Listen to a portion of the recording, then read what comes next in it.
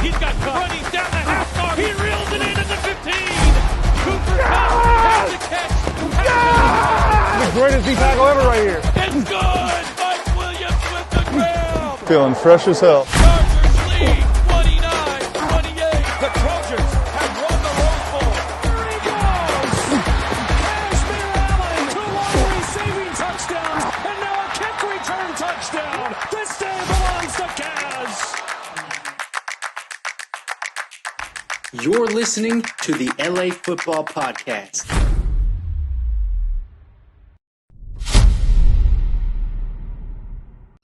Hey, what is going on, Los Angeles? Welcome to the LA Football Show, a very special edition of the LA Football Show. This is episode 500 of your favorite LA football talk, live on the Mightier 1090 ESPN radio as well.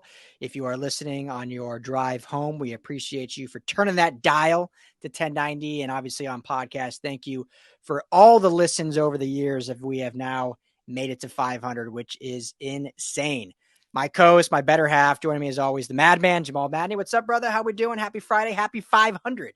Happy 500. Happy Friday, brother. It feels like, in baseball, when you get to 500 home runs and, the big neon sign and, you're waiting to hit that one for number 500. But I just want to start off by saying what an honor it has been to be by your side here for, I don't know, out of the 500, maybe 150, something like that, if I were to guess. Yeah.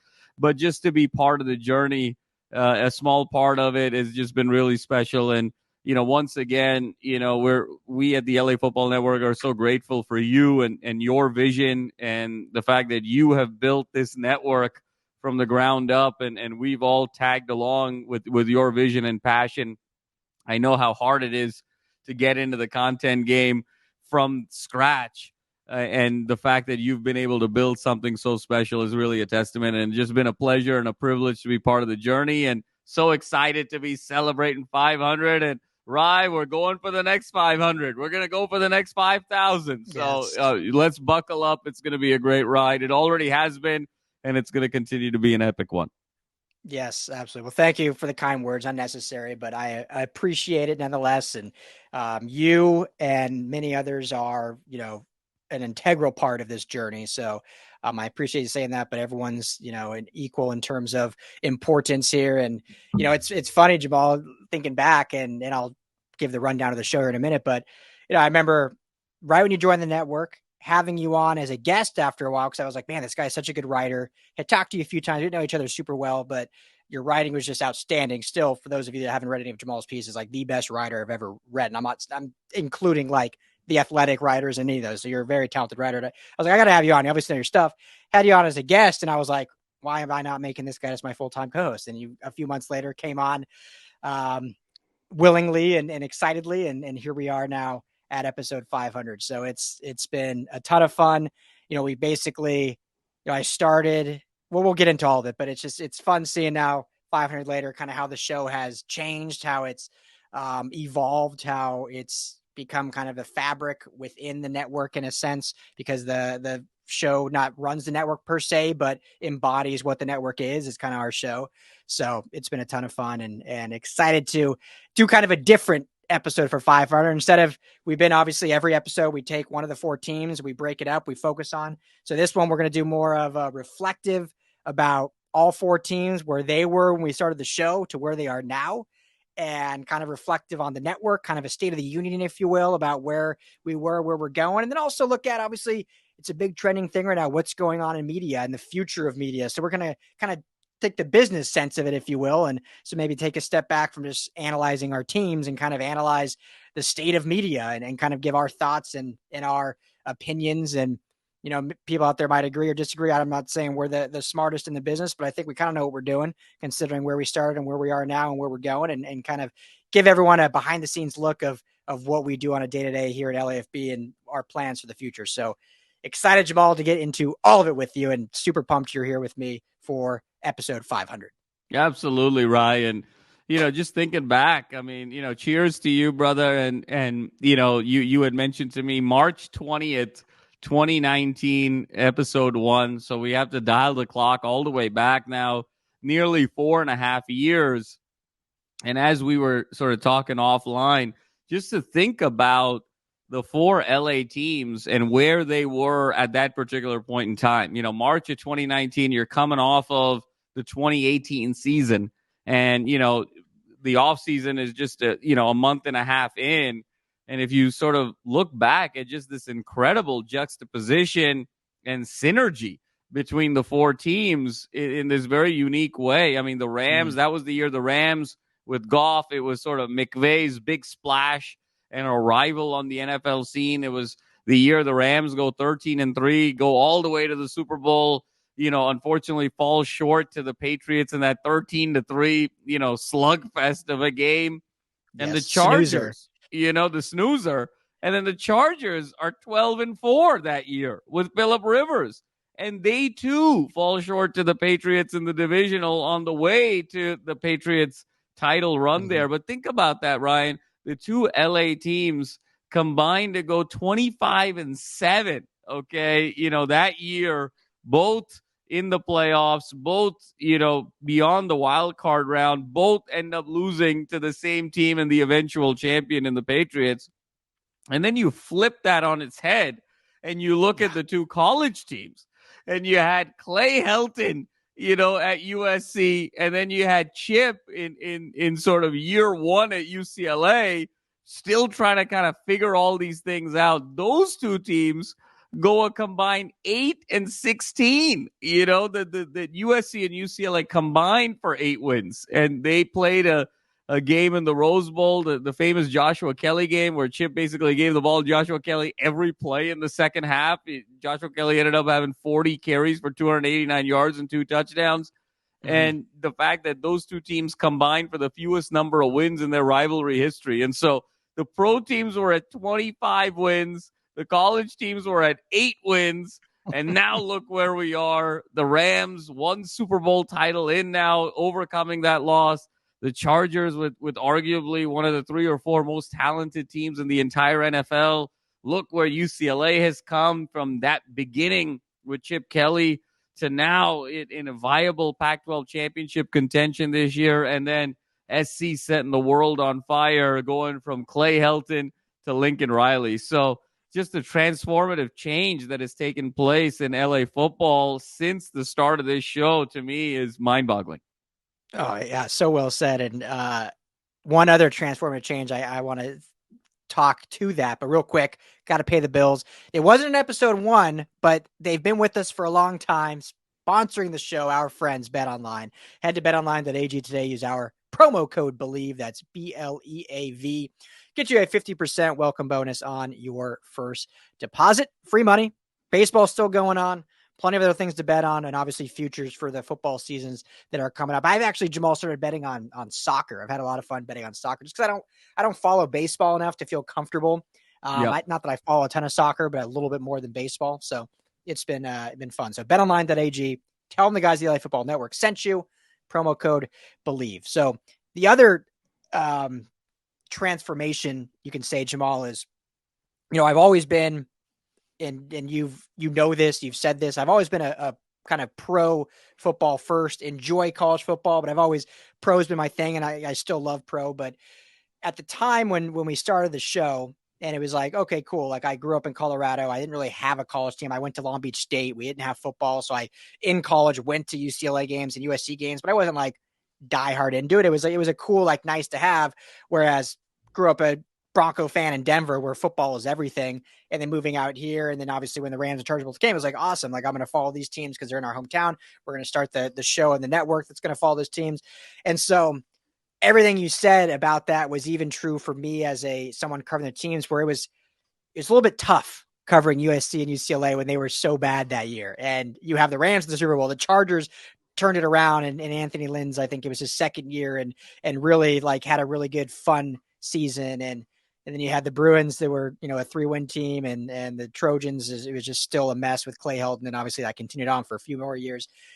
And then here we are now, and I still obviously love the NFL and have a softball for it, but I wouldn't say I've switched, but I have grown to so much love, not just the college game, but specifically USC and UCLA, and being at every USC game the last 2 years, being credentialed to be able to follow them, living in the Rose Bowl's backyard here in Pasadena, so going to a lot of UCLA games, like being watching UCLA beat LSU in the Rose Bowl and going to the Victory Bell game now 3 years in a row and getting to know these players that are, young men trying to climb their way into a future in football. Like, my love for college has transitioned so much than it was just 4 years ago. So that's been a lot of fun.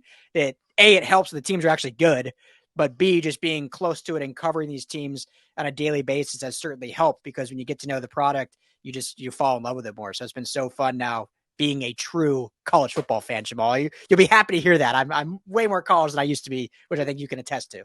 No, I'm so thrilled to hear that, Ryan. And truth be told, I've witnessed that. I've felt it from you over the last, I would say, year, 18 months, where it's really felt like, I mean, obviously you're so knowledgeable about all the teams and all the sports, but we all have our favorites. We all have our inherent sort of biases and preferences, but there's been this sort of genuine, I think, love and connection for both the schools and just the sport in general. And I think a lot of it, Ryan, has to do with the relationships I think we've built with both, universities, and the fact that we've gotten to know coaches on a personal level. We've brought players in to be interviewed and really felt like we're part of the fabric of both of these football programs. I mean, you go back to Pac-12 Media Day last year. I mean, we're sitting and having lunch with Lincoln Riley and Caleb Williams. I mean, we had lunch with Caleb Williams in the media day in the year that he won the Heisman Trophy. I mean, think about that. And, it was just us and it was them. And, we sort of enjoyed a nice meal, and then kind of the opportunity to interact with Chip and with Martin and Jarman and being a guest on the show, and Jerry Neuheisel and all the Bruin players, and just building those relationships and those partnerships with those two schools, I think has been really special for us moving forward. And the one thing I will say, Ryan, is yes, you are still diehard Denver Broncos fan. No question about it. That is still, where the heart is, and that's where the heart should be. That's where you're from. Those are your roots. But I must say, there's a rich irony in the fact that two Colorado teams have won the championship, since you've started this show. And ironically, it has not been in football. The fact that it's the Avalanche and the Nuggets, two of the four major teams bringing home the title in the time that you have started this show, I think is a really beautiful irony as well.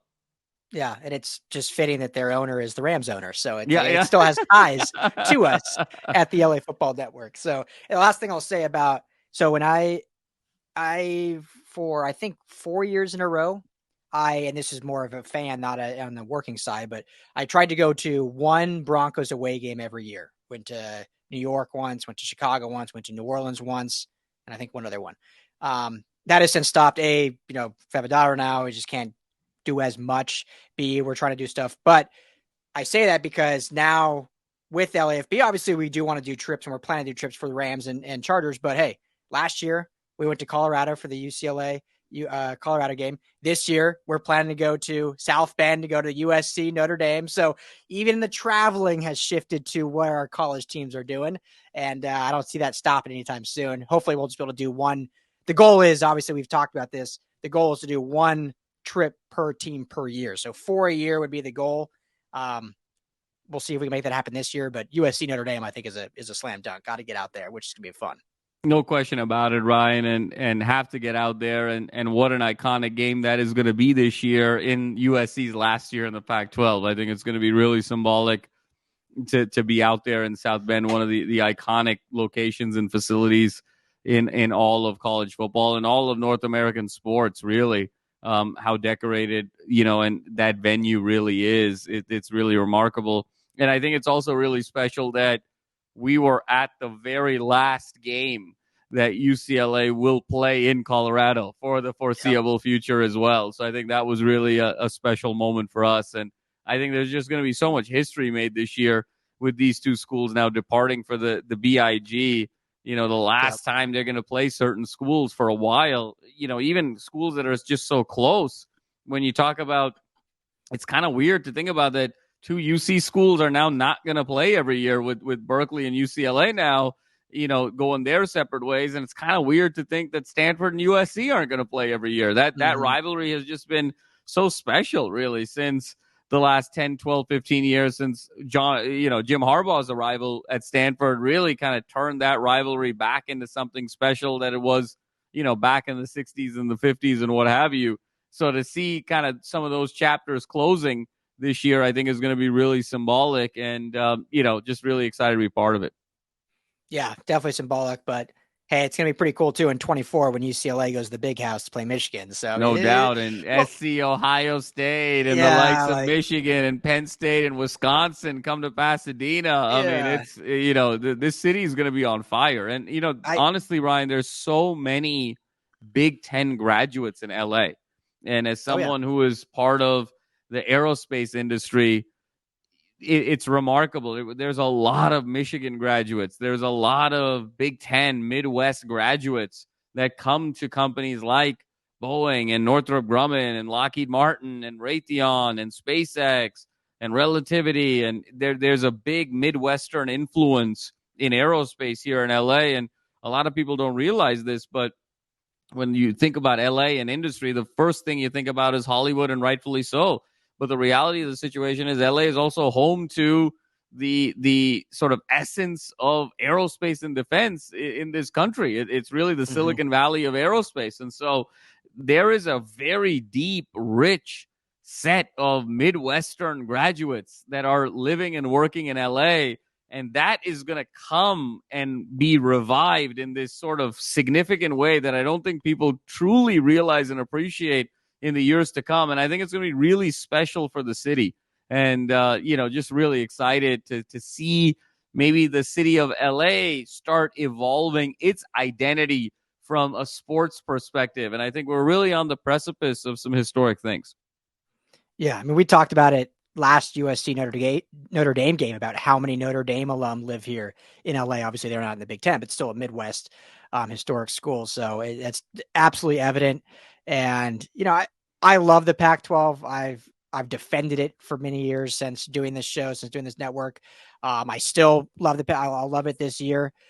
But I mean, let's be honest, anyone that loves football, it's hard to not get excited about USC versus Wisconsin, UCLA versus Penn State, USC, Ohio State. Like, as much as I love Oregon State and think they're going to be good this year, like, it doesn't move the needle like some of those other schools. Like, yeah, Utah's been fun because they've been better, but once their little run is over, like, is UCLA Utah really like a fun matchup, or would you rather see UCLA Michigan State? Like, it's going to be pretty sweet seeing these matchups come to LA and us traveling to those matchups in the Midwest too.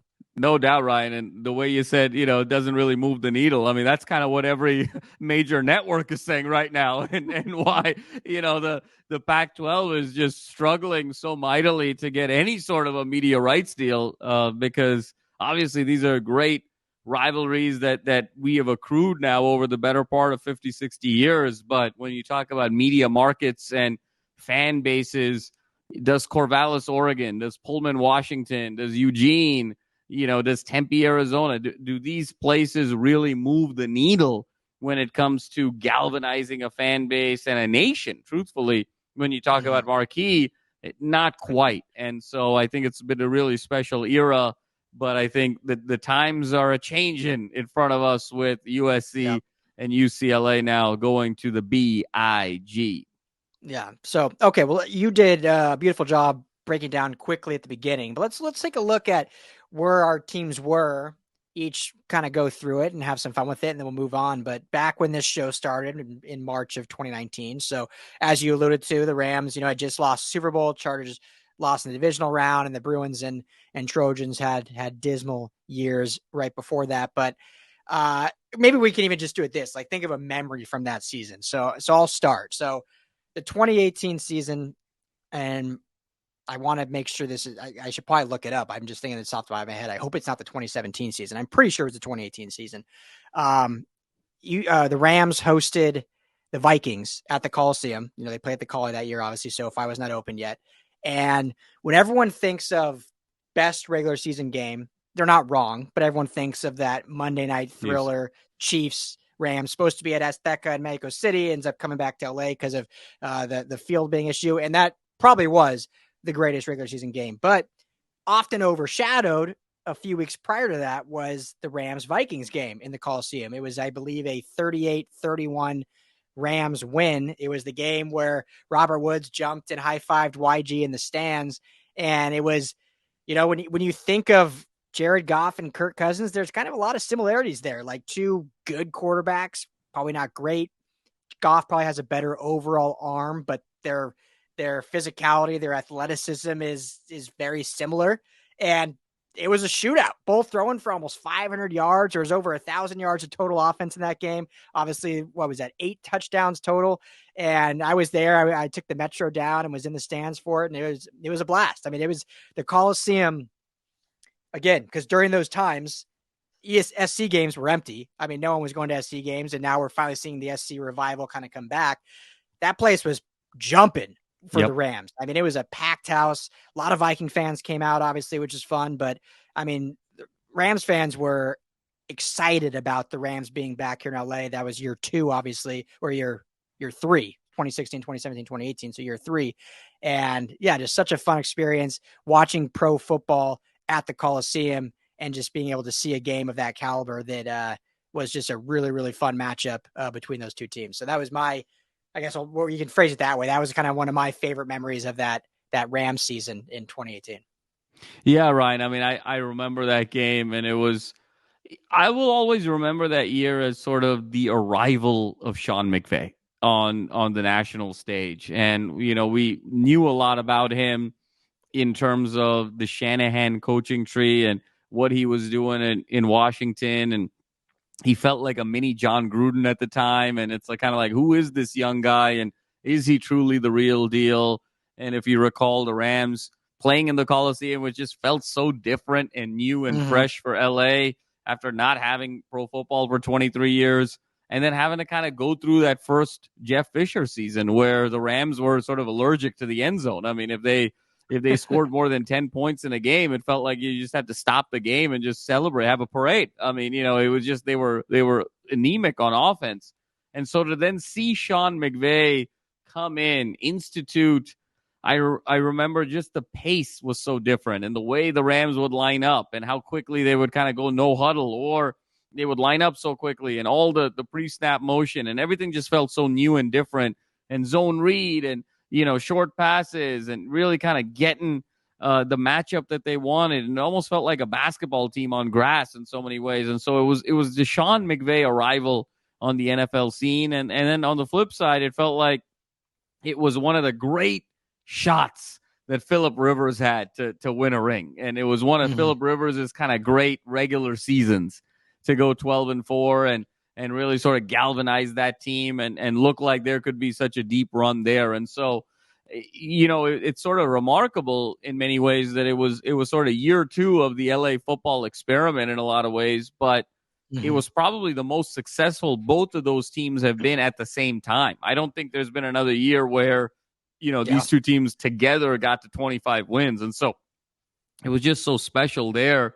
And then I remember on the college side, I mean, I remember that Victory Bell game so much with Joshua Kelly, but I also remember the games, going into, I remember USC going to Austin that year and playing Texas with JT Daniels and just getting pummeled in that game. And that was sort of the beginning of the wheels kind of falling off a little bit of that season and with Clay Helton in particular. And I never thought I would sort of live to see USC not make a bowl game. To me, that was sort of what I remember so much about 18, that, just staggering that USC couldn't even get to 6 wins, and just, to see where that program was. And then on the flip side, to see just how bare the cupboard was for Chip Kelly. That was the year UCLA started with losses to Cincinnati, losses to San Diego State. There was so much hype about Chip coming to UCLA. Remember, he was he was deciding between UCLA and Florida at the time. He had just come off of his NFL stints with the Eagles, the Niners. It was just such a big get. I mean, people were thinking UCLA was going to win 10 games that first year, and Chip was just going to pick up right where he left off from Oregon, and then to sort of have that sort of violent thud at the beginning of the season and realize, wow, Jim Mora kind of really left the cupboard so bare. It was sort of a shocking step back. So it was a very almost dystopian year in LA football in so many ways. It felt like a Will Smith movie where like the world was coming to an end, or the Terminator, that original Terminator where you go out in civilization, because the city of LA was not used to having pro football. And now here they have two teams playing in these different venues. I mean, the Chargers are playing where the Galaxy were playing, down in Carson, and the Rams are playing in the Coliseum and then just crushing it. And then you had the college teams were really sort of carrying LA football for the last quarter century, and they couldn't win a game. And it was just so weird to see that. And so fitting in so many ways that was the beginning of the LA football show. Yeah. And I'm sure remember, but the Pac-12 South, this is back when they still had the two divisions, was so weak that year. I mean, I think Utah won it at like 8-4 or something overall, or 9-5. They were 6-3 in the conference, and USC finished third at 5-7. Like that's how bad it was. Like, and so it's like all they needed to do was like string together like 2 wins, and you would have won and played in the Pac-12 title game. And it was just brutal season for those two teams. I'll share another memory, and if you think of one, go for it. But I'll think of the Chargers season.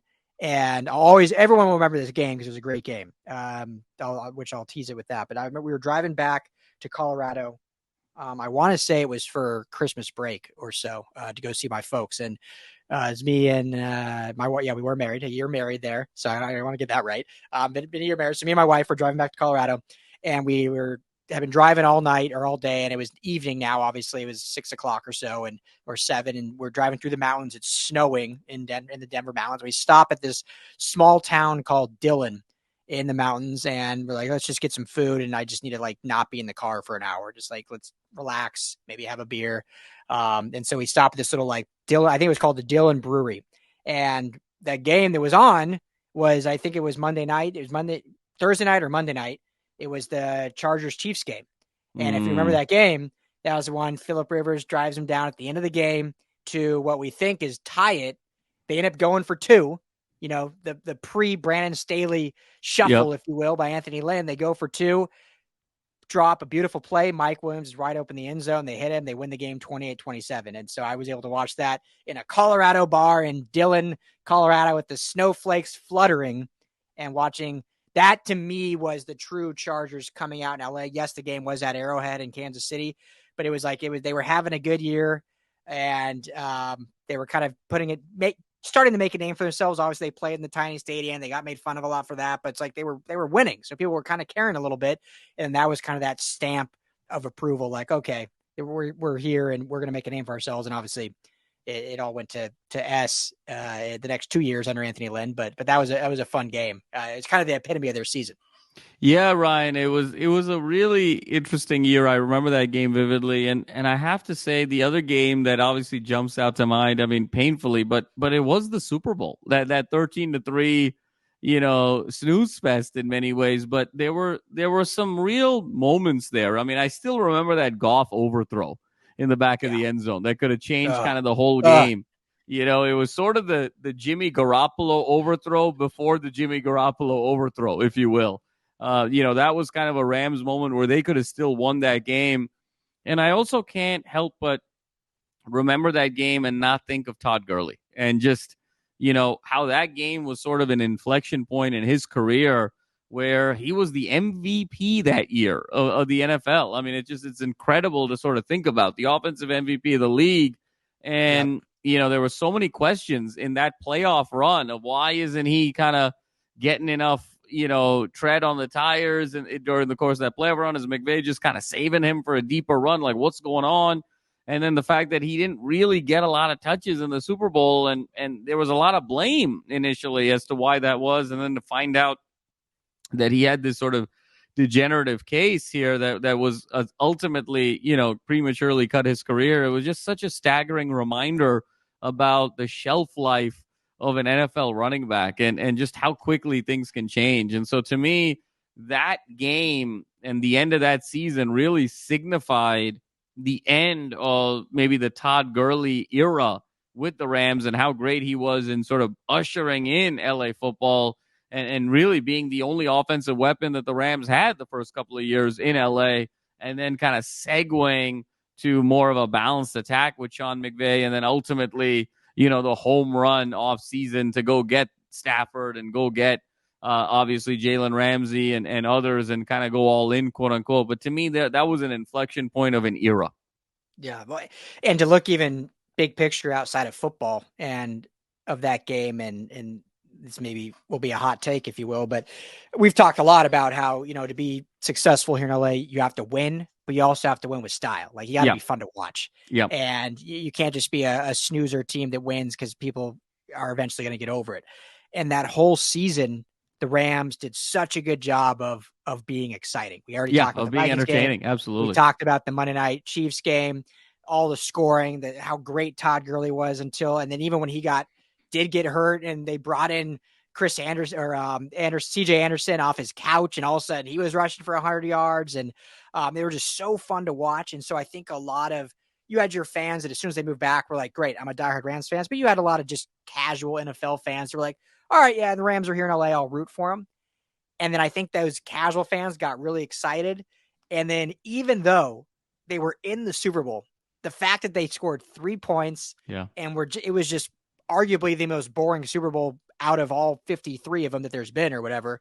I feel like a lot of those casual fans like almost jumped ship, right, wrong, or indifferent. It almost hurt the fan base more that it was a boring Super Bowl, because in LA, you got to do things flashy. So even though that they've reached the pinnacle in year 3 here, they didn't lose in a fun fashion. And so that almost hurt their prospects. Luckily, it just took 2 years later for them to get back and win it. But I feel like that hurt the growth of the fan base in a weird way, even though they did so many good things, but losing boringly, it was like 2 steps forward and then a giant 1.5 steps back in a way, back to like neutral. So no, that's so well said, Ryan. It's so well said. And I think it was very true, because I think it was still LA football in its infancy. And I think there was sort of a default scenario where most people said, well, we're going to be Rams fans because the Rams were here, and there was still kind of a connection to people's childhoods or their parents' childhoods or what have you, that the Rams were here. The Chargers, of course, were San Diego's team that happened to be in LA. And so I think the Rams got the first look with all the fans, and McVay being young, and Goff being a guy from Northern California and someone the fan base was actually rather familiar with, being in the Pac-12 at Cal. It really, and Gurley was, a star at Georgia, and there was a lot of recognizable faces. So to have it end that way, I couldn't agree with you more, especially when you had the offensive MVP and you had this offensive guru, and it almost made everyone wonder, well, is he for real or like what happened there? Because how can you just only score 3 points? And in many ways, it was the worst that they played the Patriots and they played Belichick, because the narrative then just became, the hot flash in the pants on offense, but when they come against the true GOAT, an iconic coach who's defense first, all the gadgets and all the gimmickry all goes away and you muster up 3 points, really hurt the legitimacy, I think, of McVay, of the organization, of the brand. And it took them 1.5 years, 2 years to recover, and then obviously come back with the tremendous success of winning the Super Bowl. Yeah. Okay. I remember I was at everyone goes to Super Bowl parties, but it's kind of cool when you're at the Super Bowl party and it's your hometown team in it. I was at my buddy's house in Alhambra, California, and there's probably like 50 people or so. And I remember one guy, I distinctly remember him saying like, well, the Rams' 15 minutes of fame was fun while it lasted, because it was just like, well, they were hot for a little while. They got brought back down to earth, scored 3 points, and now they'll be yesterday's news. And now I think we've grown past that. But in 2018 and then going into 2019, that was kind of the vibe. Absolutely. And I think, and similarly, Ryan, I think the vibe in 2018 with Clay Helton was, okay, he's a nice man, but, we gotta move on in terms of coach. And I think it was a very unique time, on the college scene with USC. And I think, there was a transition of leadership, and the state of who the president of the university was going to be was changing. There was obviously the unfortunate varsity blues situation with USC. There was obviously the unfortunate situation with the gynecologist and everything that happened there in terms of the health infrastructure and sort of all of these things. And I think there was kind of a recognition that so much has happened with the university in terms of scandal and brand degradation that the last thing the university wants to do is really change the football coach and go into more debt and more dead money, especially when all of these things were going on. And so that was a very interesting time. It was still in that period of Pat Hayden and the USC still sort of relying on ex-Trojans as the athletic director. And then it went from Pat Hayden to Lynn Swann. And we were sort of in the crux of that Lynn Swann era. And it felt like Lynn Swann was, using that job as a stepping stone to run for office. And so it's just so interesting to think about that this was 4.5 years ago. And USC's now on their third AD since then. And now, Lincoln Riley, it's only year 2, but it feels like Lincoln Riley's been there for 20 years. Yeah. And just you think about the names and the faces of Clay Helton and Lynn Swann and Max Nikias and just everything that was going on with the university. It just feels like it was decades ago. And then when you look at UCLA at that time, UCLA was still with Under Armour, in 2018 with at that time, what was perceived as the largest athletic apparel deal ever. And UCLA's athletic director was Dan Guerrero. And it was just a very different vibe. And people were saying, UCLA was going into more dead money. They sort of got more out of his contract, Steve Alford out of his contract with basketball. And so, where that sort of financial debt came from really began in 2018 in so many ways in terms of where UCLA was. And so they were spending money like they thought they had a $300 million apparel deal with Under Armour. And now, fast forward a couple of years and Under Armour, that deal went defunct and Under Armour is on the verge of bankruptcy. And so it's just so interesting to see the behaviors, the personnel of USC and the spending habits of UCLA. And now you look at how it all kind of played out, and it just feels like it was a lifetime ago. And it's only been 4.5 years. And it's a testament to how this show has stood the test of time in the landscape of LA football. Yeah, I mean, Clay Helton almost stood the test of time. He lasted 3 more seasons after that. Yeah, that 5-7 season, which is can you shocking. imagine? In a blue. Can you imagine if Alabama went 5-7 or Georgia or LSU? And obviously, guys like Saban and Kirby now sort of can kind of do what they want. But let's say you're not like a 2-time, 5-time, 7-time national champion coach. If one of these blue bloods went 5-7, they wouldn't even be allowed back in the state the next year. They'd have to move just on the spot. Their tires would get slashed, their house would be set on fire. Mm-hmm. And Clay Helton had 3 more years after that. Yeah. And it's remarkable. And to your point, USC was like that up until Clay Helton, but then there was so much controversy. They were just, like you said, they were just so scared to make another move. But I mean, they were like that after Pete Carroll. Like, coaches didn't last more than 3 seasons if they didn't have the results. And we know, obviously, they went through, 3 coaches in between. So, but hey, I think we're good on the coaching front. If we would have done the show 3 weeks ago, we'd say we got 2 great ADs here in LA. Unfortunately, that's not the case. We still got one out in Westwood, Martin Jarman, the best in the business. USC now obviously is looking to replace theirs, who did a lot of good things. Obviously, didn't do some good things behind closed doors, which we've spent a lot of time in that recently, so we don't get back into it. But crazy where we are now. Let's shift a little bit, and I'll ask you this first. We won't spend a ton of time on this aspect, but, seeing where LAFB as a whole is now, we got, 10 podcasts. We still are doing a ton of editorial. We have full access at SC. We've had a ton of access with UCLA in terms of player interviews, coaches, former fans and coaches. We've had access with the Rams and Chargers. Our shows are growing on those ends. We've done merchandising deals.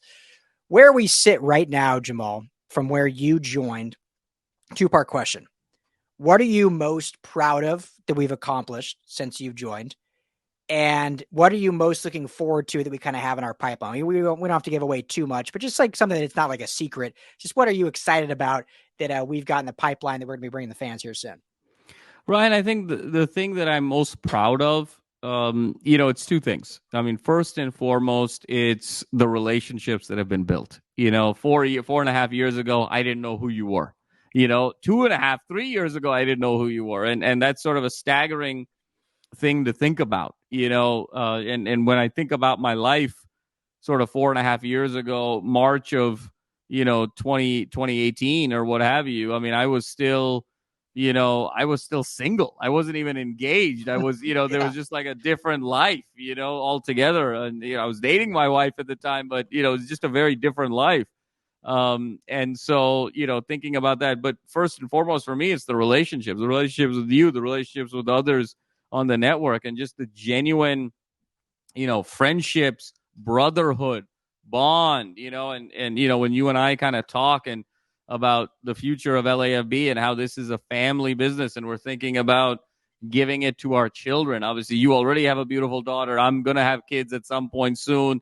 And thinking about that, moving forward has just been the most special thing and the thing I've been most proud of. And the fact that we have been able to ride the resilience of, the ebbs and flows of content. I mean, in the last 4.5 years, you see a lot of outlets start. You see a lot of outlets stop. You see, look at where the LA Times was 4.5 years ago. Look where the LA Times is today. Look where the Athletic was 4.5 years ago. Look where the Athletic is today. Look at just the state of media and the fact that we are not only here surviving, sustaining, but thriving. That's the thing that I'm most proud of. And what I'm most excited about, Ryan, moving forward is just, I think how much this network is more than just content, and that it is really getting integrated into the community. And I'm just so excited about our ability to scale moving forward.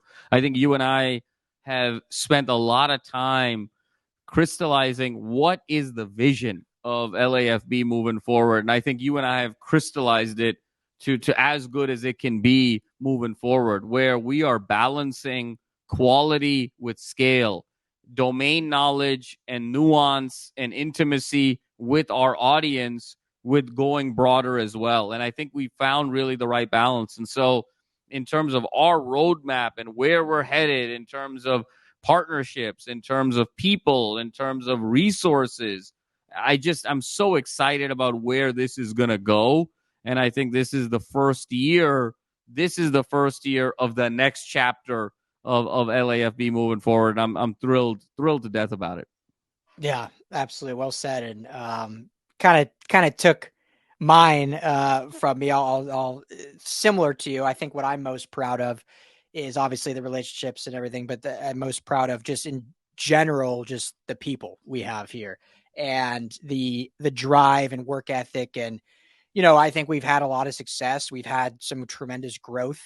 But we're not the Athletic that has $5 million in funding and is paying full-time salaries. I mean, all of our people are volunteering their time, their effort. They're doing it for either free or very little money. And it's such a honor for me to just see people buy in and just willingly give their time for the greater good of what we hope to accomplish, which we are going to accomplish. And we're making strides to do that.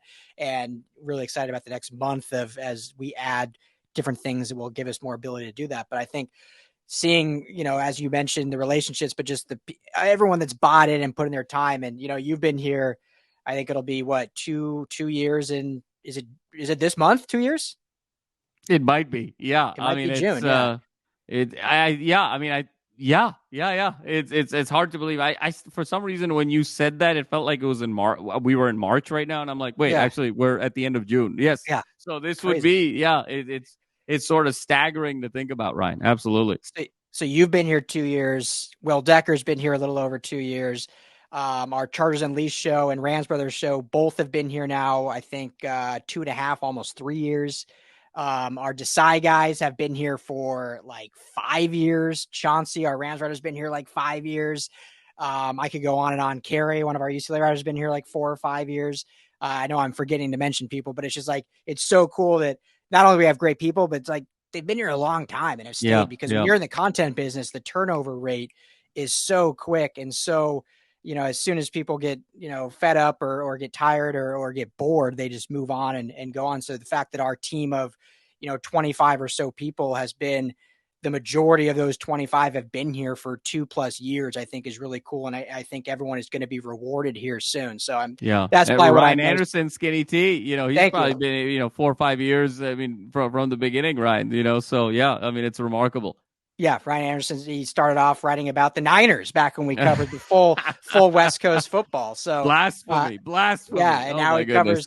not only covers the Rams, but is our full like editor of the entire site. So Skinny T Isn't that such a testament, Ryan, also to the entrepreneurial journey? I mean, when you talk about the ability to pivot and the need to pivot and be agile and resilient and be so firmly rooted in your conviction, but be malleable and adaptable in your strategy. Where you think about a Ryan Anderson, such a great example, managing editor of the network, running the website. And he, 4.5 years ago, was a writer about the San Francisco 49ers on this network. I mean, think about that delta. That is probably the most staggering delta of anyone on our network. And it just speaks to that entrepreneurial journey, that when you start something, you have to be just so deep in your conviction that you're going to make it. You have to have the vision. You have to have that certainty that what you're building is great. But you have to have the agility, the flexibility, the humility to pivot, keep pivoting your strategy until you really find that sweet spot. And so I think it brings such a human element to the things that we're talking about. And that's why I love this conversation in particular, Ryan, because we're not just putting on our analysis hats and talking about player X on team Y in game Z and breaking down different situations, but we're talking about what this organization is behind the veil, underneath the curtain. At the end of the day, it's a collection of people who have a tremendous amount of drive, but also who have each other for support, who have great days, who don't have great days.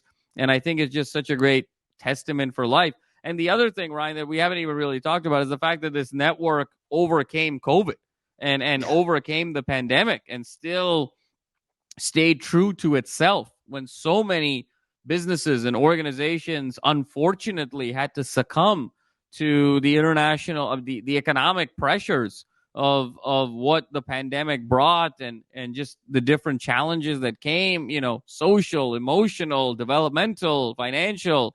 And so the fact that we're still here and standing, it's kind of like, the late great Kobe Bryant said, the joy comes in knowing, when he said that he was the last guy still playing in the NBA from his 1996 NBA draft class, the joy comes in knowing, that you put so much time into the journey and you're the last one standing. And in many ways, it feels like LAFB is still one of the last ones standing, particularly when you talk about sports media in LA pre-pandemic and now. Yeah, exactly. Yeah, I remember during the pandemic, this will go off on a side rail here, but because there's no sports on. So it's like, okay, how are we going to come up with content? And so we did a watch party of a previous game and then got on like Discord and everyone just like chatted on Discord during watching I can't even remember what game we did, but a 5-year-old game on NFL Wow. or something. That's just amazing. Stuff like that, just doing fun, which we're obviously going to do a lot more of. Which is, Ryan, I mean, it's so ironic because that's exactly what sort of ESPN did. If you think about it, in the heart of the pandemic, what was the sporting event we all glued ourselves to? It was the Last Dance. I mean, and can you imagine now thinking about it, that SportsCenter dedicated the whole show, the whole hour, to breaking down the Last Dance. That was the whole SportsCenter show, and then they would just put it on repeat. They would go Last Dance, SportsCenter, Last Dance, SportsCenter, Last Dance, SportsCenter from like 5 p.m. till midnight. That's what ESPN did, during the pandemic, and it's just so incredible to think about. I know, Brian, we're LA football, and we talk a little bit Denver here and there, but my God, I mean, I could watch the Last Dance on fire. I mean, you could give me a root canal, I could watch the Last Dance right now. I mean, to see MJ with that scotch and the cigarette in his Miami mansion. And, they say, I mean, when people watch this, they're going to think, he wasn't really a nice guy. He was a tyrant. Well, no. That's because of you. And you didn't win anything, and oh my God, MJ's still my GOAT. No question about it. Give me a break, LeBron. It was so good, and I love it. But can you imagine if that came out like now? Like it would be good still, but the buzz, because I mean, it was the only thing on. Everyone glued to their TVs on Tuesdays when the new episode dropped. It was 10 episodes. And it was 10 weeks of just like, that was our every week. That was the Super Bowl. Cause it's like, that was the only thing on and we could connect through that. It just shows, and we're really getting off the tangent, but it really just shows how sports unify so many people. And that's what I'm kind of most looking forward to about the network moving forward is, we have a lot of, I think, fun things in the pipeline that are, content driven. Obviously we've got some partnerships that we'll hopefully be able to announce here soon. We've got some stuff with players. Hopefully we can announce here soon, some merchandising stuff, but all that is going to give us a better positioning to connect and unify our community more. And obviously my long-term vision is, a LAFB bar or like a LAFB community center for the youth, or this is talking way down the line, but if we can do little things every single week in the community, obviously, there's actual, volunteer work we can do, but if we can just use our content to unify people, I think that's what I'm most looking forward to. And I think we've done that, but I think our strategic plan for this season and moving forward, we've come up with a lot of really cool ideas that are just better do that. And obviously some of the stuff we have in the pipeline that's going to help our growth will enable us to do it better than we have. So that's what I'm most excited for, is just the connection and the unification we're going to do in the LA community through kind of what we're creating. No question about it, Ryan. And, you and I have sort of had this conversation offline. And I've said this to you before, and I've said it to others in terms of this analogy. There is no other topic that can bring people together the way sports can. And I use the analogy of, let's say you're in a Fortune 500 company. Let's say you're working for Apple or Google or Goldman Sachs or McKinsey. And you walk into the elevator, and in the elevator, there's the CEO of the company and the janitor are sharing the elevator. What is the one topic the two of them can talk about where they're on equal footing? It's relaxed. Walls come down. You can relate to one another. You can connect with one another. You can enjoy each other's time and presence. It is sports. It's not politics. It's not the news. It's not music, because even music has class associated with it. When you talk about kind of classical and jazz versus rap and hip hop, there's all of these sort of societal undertones, even with music or the news or politics or economics or religion or culture or race or ethnicity. Nothing brings people together the way sports can. And that's why this is so special.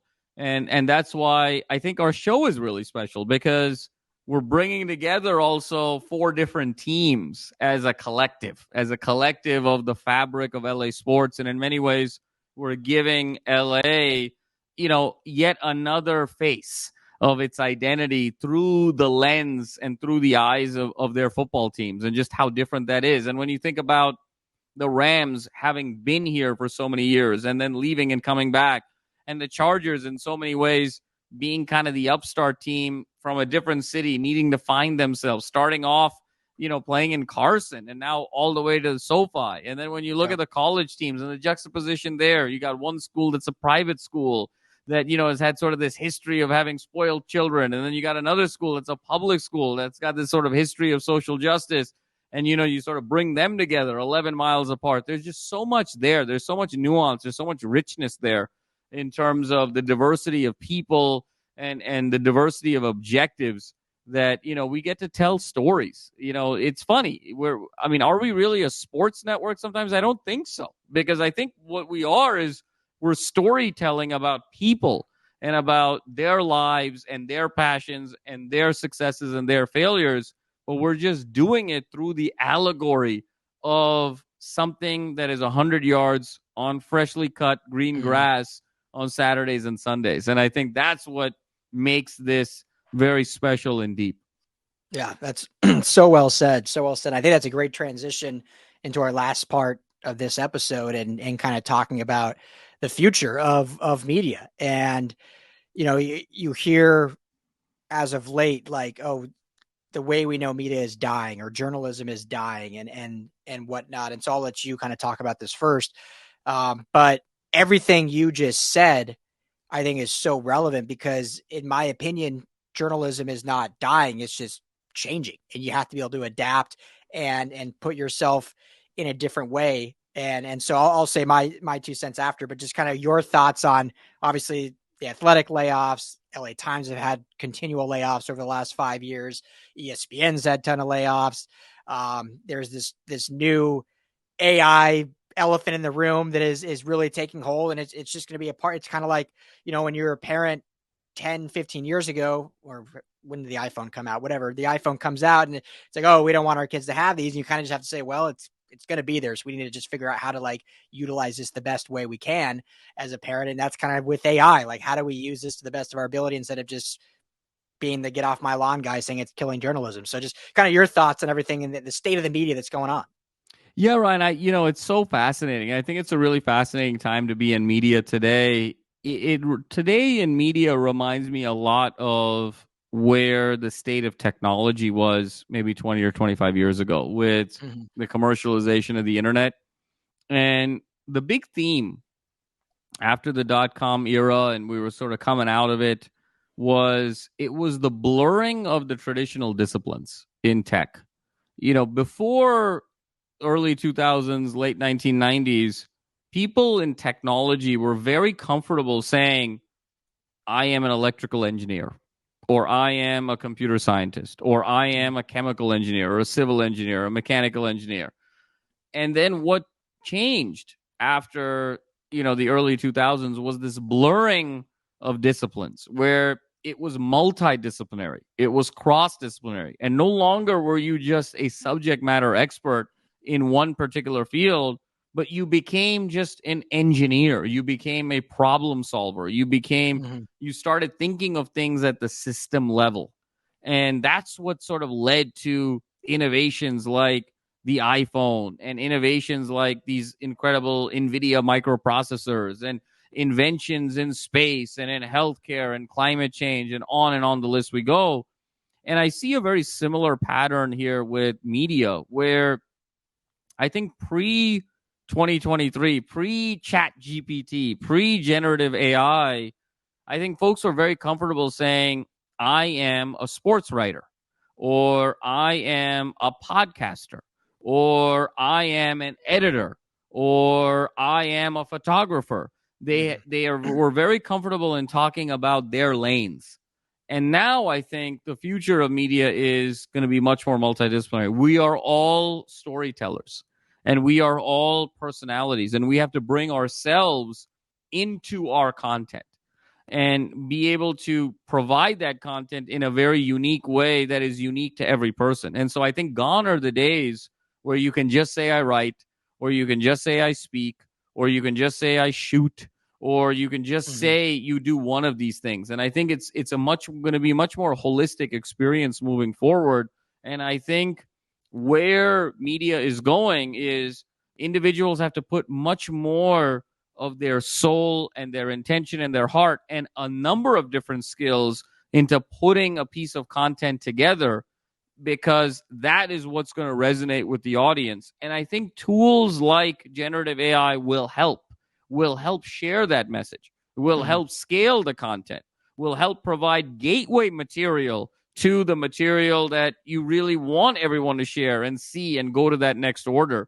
And so I think there's going to be very much this human in the loop concept that I think folks are sort of panicking a little bit that it's just going to be total replacement, but it's going to require a different way of thinking. And another big theme in our society today is all about upskilling. And it's about upskilling folks into, newer jobs. We're so much more data driven. It's analytics, it's AI, it's quantitative. We have to upskill everyone.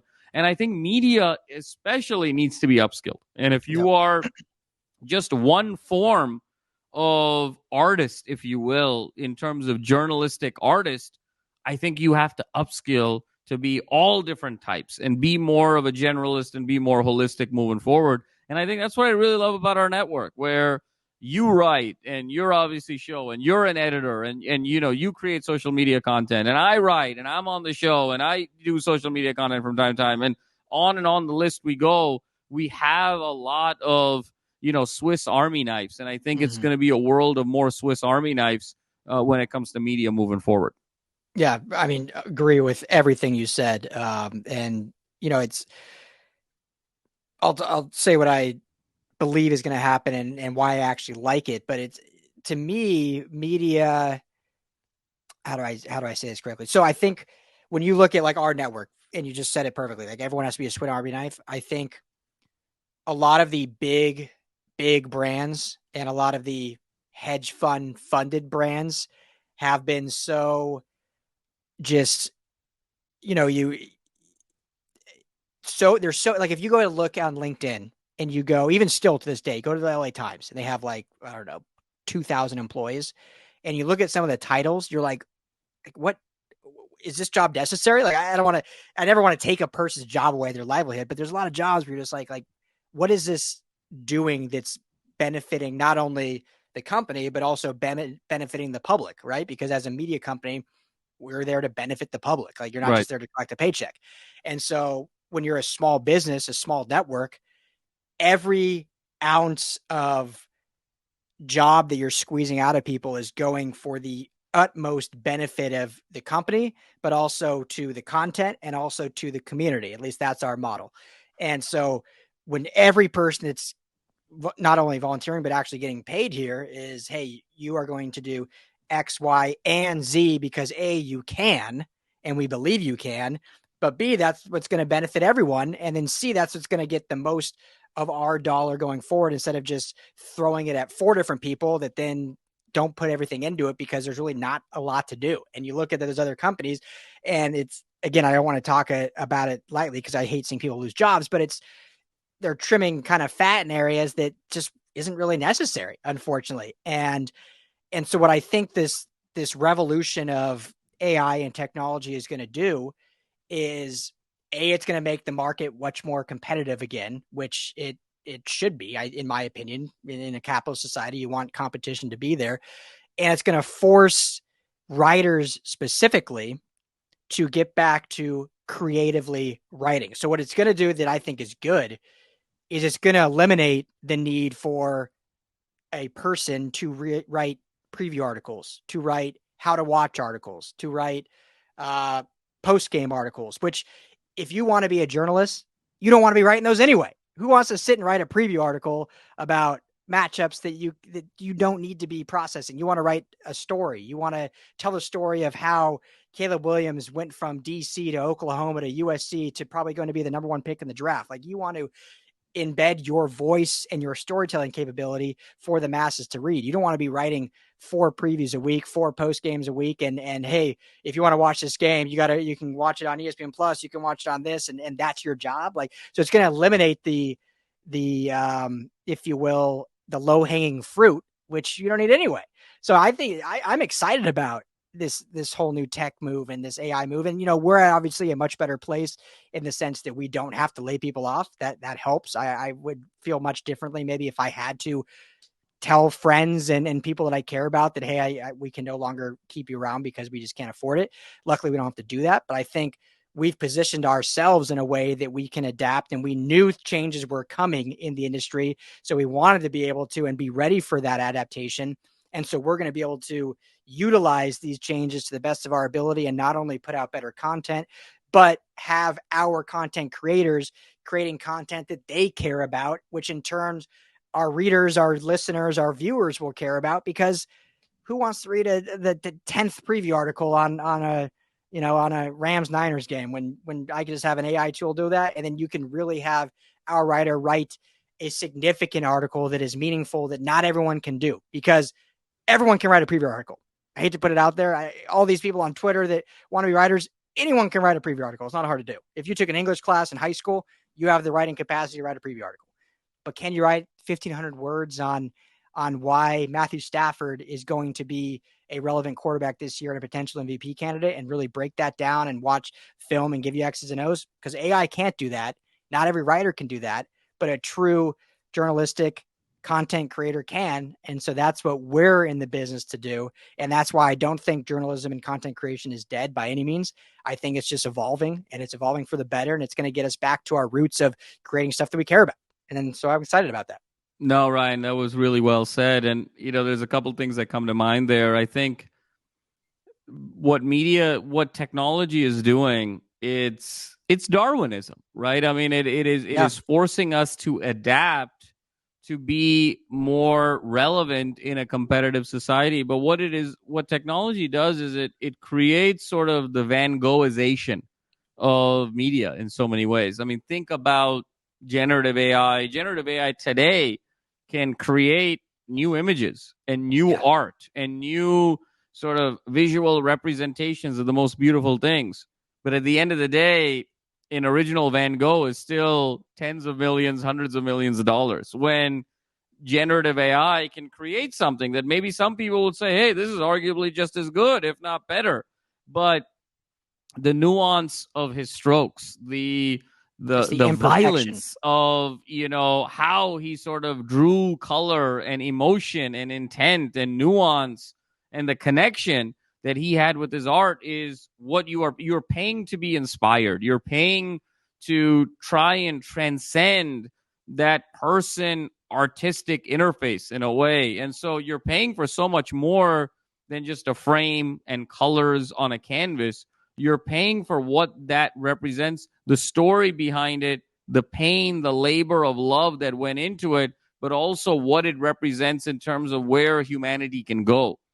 And not to be so sort of poetic, waxing poetry about this, but I think what you're saying is, what technology is doing is it's forcing us to find our inner Van Gogh. No longer is it good enough to just have the preview article and the post article and kind of these very standard cookie cutter, what we used to learn in high school, kind of the 5-paragraph standard essay. Now it's forcing us to have deep, deep domain knowledge. It's forcing us to blend data visualization with qualitative analysis and share that in a beautiful way. It's forcing us to really treat each article like a work of art and really pour our soul into it and provide unique insight and perspective and judgment and bringing all of these things together in a very deep and meaningful way. And I think, truthfully, I think that's how the Athletic started. I mean, their whole idea of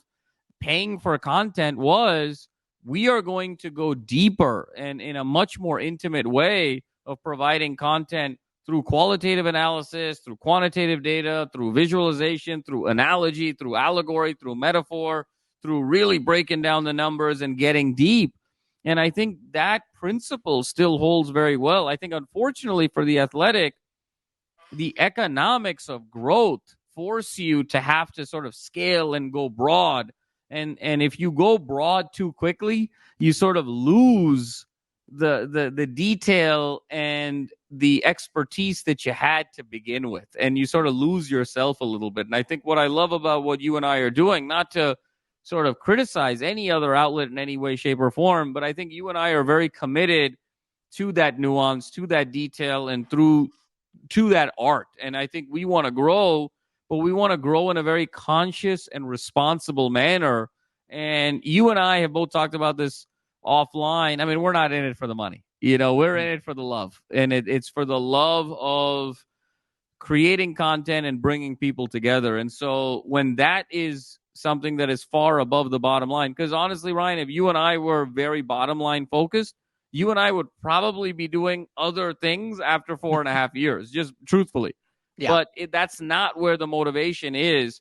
And I think that's where I think the future of LAFB and the future of things like generative AI are going to be this sort of beautiful marriage, because the incentives are very much aligned moving forward and what we are trying to use, A, the technology for, and B, what the overall intent of what the content is supposed to be.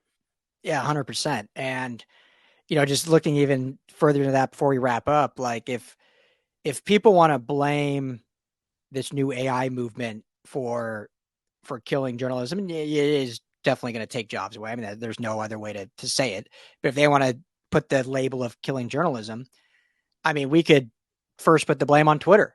I mean, right? Like who needs to read articles anymore when every journalist in the press box is just tweeting out plays and oh, guess what? Also, the guy sitting at home on his couch watching the game is tweeting out plays. Like, what's the difference? I mean, you don't need a journalist to be in a press room anymore because the entire press conference is televised. And yes, the journalists are asking the questions, but everyone knows that the coaches give the coach's answer. Like, you're not really getting any value there. So it's not gone to the days 20 years ago when you watch the game, you wake up the next day, you get the paper, and then you have all the analysis from the journalist and what they got in the locker room after, because of Twitter and because of live streaming and that. So it's been shifting this way anyway.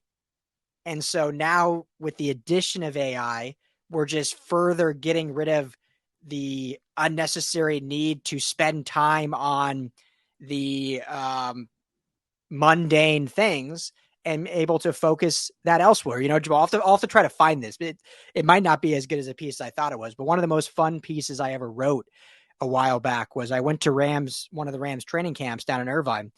And instead of doing your typical, like, oh, here's my 5 takeaways, I wrote it like it was a vlog, like a video blog. So I basically wrote it in the first person view of like I think my first line was like, ding, ding, ding, my alarm going off, and woke up, made a bagel, put on cream cheese, got dressed. Like I went all through my steps of the day, drove the hour and a half to Irvine, got sunburned, talked to this person, got a hot dog, this.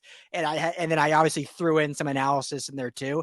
And so things like that are now hopefully what we'll see more in this industry, and obviously what we'll try to do more, most importantly here. And that's not something, I mean, AI could, I guess, potentially do something similar to that, but you can't get the voice you get from the journalist that you grew up loving. And so I think that's what's going to be fun that we can do moving forward. No, Ryan, I mean, I think it's sort of what we were saying is that you got to bring all of these different senses and dimensions into a piece of work. And I think you did that so brilliantly in that piece and how you described it of bringing all these different perspectives to the table. And so for me, you know, there was a dinner I had a couple of weeks ago with a think tank. And I shared this with you at sort of the Brookings Institute. And it was just this incredible conversation around AI and the future of democracy. And one of the conversations that sort of went, you know, a bit sidetracked, you know, in a very deep and meaningful way was, where does the value lie now? You know, when you think about the 2010s, were all about the marginal value of data became zero. When you think about things like cloud computing and storage, I could just store anything and everything I wanted for a cent. You know, we're sort of at the point where it's sort of a gigabyte, you know, a cent per gigabyte. I mean, is sort of the ratio and beyond, where any amount of data, pictures, multimedia, statistics, I can just store for anything. Think about that being the case in the 70s, 80s, and 90s. It simply wasn't. It was a different unit economics. And so the 2010s were all about the marginal value of data is zero. 2020 is going to be all about the marginal value of intelligence is zero, because intelligence being the sort of synthesis of all of that data, of taking that data and just framing it in a standard 5 paragraphs or on a bar chart or with complete coherent sentences or with 140 characters in Twitter. You know, the marginal value of intelligence now is zero. And so where the value truly lies now in the 2020s moving forward is in the judgment. And it's in human judgment. And what you described with that article of taking it from a different vantage point was you demonstrated journalistic judgment and bringing together all of these different senses. And I think the folks that can do that well, authentically, accurately, credibly, consistently over time, those are the folks that are not only just going to survive in new media, but they're going to thrive and they're going to find, you know, new followings and just new growth opportunities like never before. So it really just comes down to mindset, Ryan, whether if you're in a fixed mindset where you believe, you know, the skills that you have today will always be the skills you have and things are not learnable. I think you're going to look at this from a place of fear of saying, hey, you know, I either am or I'm not. I have it or I don't. And now that, you know, this thing like AI is going to take stuff away from me. Or if you have a growth mindset and you sort of understand that life is always a journey, it's a gradient. We can learn things at any moment in time. We can learn anything at any time. And it's all about, you know, not competing with anybody else, but really sort of having that inner competition of trying to achieve your best self. You're going to be really excited about this period because it's an opportunity for you to grow and take your content to the next level. So it's really a matter of perspective. I know where you and I fall on that barometer, and I think that's why we're really excited. Yeah. And, I've been in enough press conference or press boxes, Jamal. I know you've been in quite a few now, and a shakeup like this needed to happen. Let's just say that there's enough. I'm not calling any people out specifically or individually, but I've seen enough people in those press boxes that are basically there for the free meal. Like they're so comfortable in their jobs. Their job is so easy. They write 500 words with a few stats thrown in. And that's essentially what they're in that press box for, is that free meal. So now it's like a kick in the pants. Like, hey, we can replace you with a computer, with a robot, essentially, if you're not creatively getting better. And so I think it's going to be good. I think it's going to be good for the industry. Get rid of the mundane and expedite the mundane work and then really focus on the creative side. And Van Gogh didn't want to, I'm trying to think of a simplistic artistic stroke, but he didn't want to be doing the simplistic stuff. He wanted to really display for the world his genius. Darkest, it's the nonlinearity, Ryan. It's the nonlinearity. It's the genius. And so, not saying that we're geniuses by any stretch of the imagination, but I think it's an opportunity to kind of showcase, true creativity and true nonlinearity. And in what a better place to do it than Los Angeles, the birthplace in so many ways of of entertainment, the birthplace of Hollywood, and just what it all means. And, when you think about a school like USC, for instance, and just what their ethos is, Ryan, to kind of just bring it full circle, they were sort of at the birth of sports and entertainment. Everyone forgets that the first great USC football player in the 20s and 30s was the Duke, John Wayne. Yeah. And the fact that he was a USC football player and then became John Wayne. And at the time, all the football players of the 30s were all dating all of, the Hollywood starlets at the time, and just this synergy between, sports and entertainment at USC. And then when you think about UCLA and you think about how do you apply that content in a socially conscious way, in an inclusive way, that's bringing together so many people, that you're designing for equity, you're designing your content for equity, and having that social consciousness with an eye towards research and advancement and service in service of others. That's sort of the perspective that UCLA brings, and the great history that they've had with the likes of the Jackie Robinsons and the Arthur Ashes and the Kareem Abdul-Jabbars. And then when you look at the NFL and you look at the future of that sport and how the Rams and Chargers are going to play that role, Ryan, for me, what's so fascinating is I think if the NFL was a stock, I think that I would invest all of my money in the NFL in the way people invested all of their money in Apple and Microsoft in the 90s and in the 80s, because the NFL is still truly the only American game. And I think if the history of American sports has taught us anything, to truly be an American, you have to create a sport that only you play. And then when you win it, you call yourself the world champion. And I think the NFL is the only sport where you can still do that. The globalization of the NBA, I think 5, 10, 15 years from now, we're going to be in a place where the United States is no longer the best country in basketball. And when you look at truly global games like baseball, like hockey, like tennis, like soccer, like figure skating, like gymnastics, the United States is not the best in the world in any of those sports. Whenever the game becomes global, all of a sudden, we're not the best anymore. We are only the best in the sports that only we create and play. And guess what? That's the NFL. And so I think the emphasis, the money, the fandom, the attention on the NFL is only going to get greater and greater. And the fact that LA is one of those iconic markets with New York and with Miami and with San Francisco that has these two teams at the center of it, I'm just really excited about the future of the Rams and the Chargers, just in this overall ethos of the new media and where they sort of fall in line with it, just given their geography, given the sport they play, and just given the amount of exposure and money that's going into professional football. And so the fact that we get to cover all of this from all of these different dimensions, that opportunity for nonlinearity is there. And I think that's what's so exciting about what you, me, and the rest of our bandits at LAFB are doing.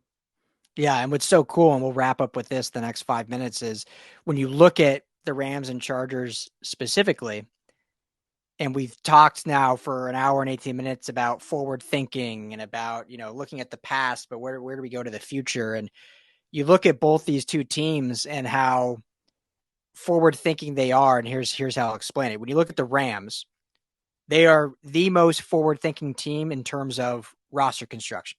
Like they invented the term effed in picks. They invented the term all in.